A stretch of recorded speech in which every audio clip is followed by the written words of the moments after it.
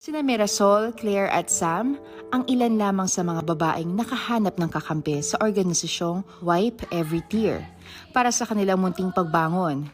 Isang organisasyong pinamumunuan ni Rebecca Angeles o mas kilala bilang si Mama Bex. Ang Wipe Every Tear ay isang faith-based organization na tumutulong sa mga kababaihan na nasadlak sa prostitution. So sila ay biktima ng sex trafficking. Pumupunta kami sa mga bars, pumapasok kami doon at kinakausap namin yung mga babae na nagtatrabaho doon. Ino-offer namin yung program ng Wipe Every Tear. So we offer complete college education for free. Lahat ng kailangan nila talaga libre. And pag may anak sila, may support din yung anak nila. Bakit po ang napili niyong advokasya ay para sa proteksyon ng mga kababaihan?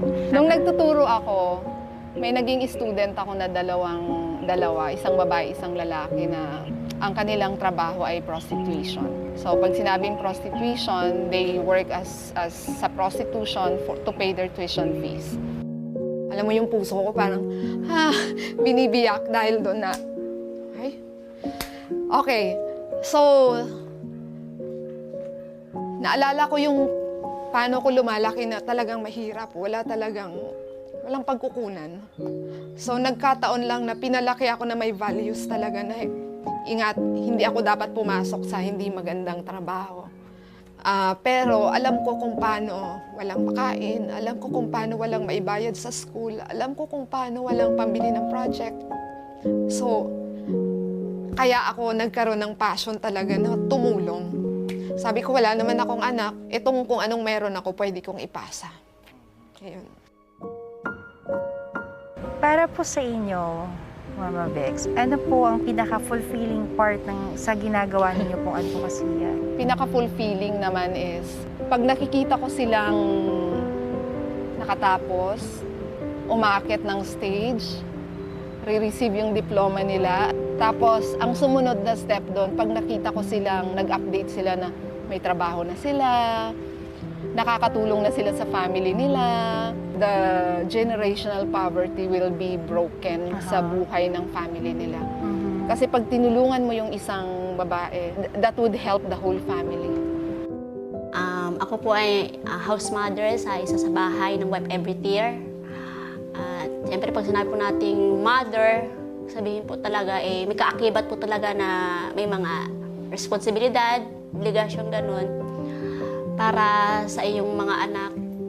Ako po yung tumatayong nanay talaga po nila na halimbawa po may mga katanungan, may mga concern, sa akin po sila pumupunta.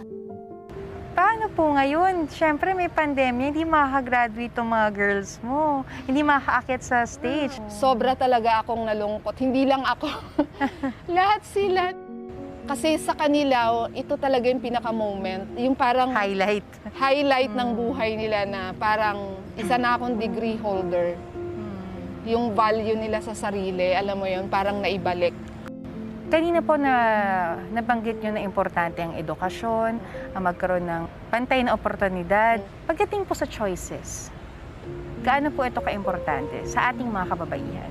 Sa culture natin, di ba? Kung babalikan natin yung Filipino culture, ang babae talaga ay walang choice nung araw. Sa ngayon, importante talaga na malaman lahat ng kababaihan na may choice ka to do what you want to do. May choice ka na ipaglaban yung karapatan mo. May choice ka na abutin yung pangarap mo. So, kailangan malaman ng bawat kababaihan na pwede kang mamili. Pwedeng hindi ka nandyan habang buhay. Parang buong buhay mo, dinedicate mo talaga sa advocacy na ito. Yes. Paano niyo po gustong ma-remember ng mga taong tinulungan niyo po sa Wipe Every Tear? Gusto kong maalala nila kami na kung di man ako lang, buong Wipe Every Tear, maalala nila na ito yung organisasyon na to, yung mga tao na to na humawak sa kamay ko para maalis ako doon sa buhay na yon at madala ako sa buhay ko na kung saan man ako ngayon. At someday, gusto kong pagdating ng araw, sila naman ang papalit sa akin Na sila din yung hahawak sa kamay ng mga babae na nandun pa. At sasabihin nila, tara, may pag-asa ka pa. Meron pang bagong buhay para sa'yo.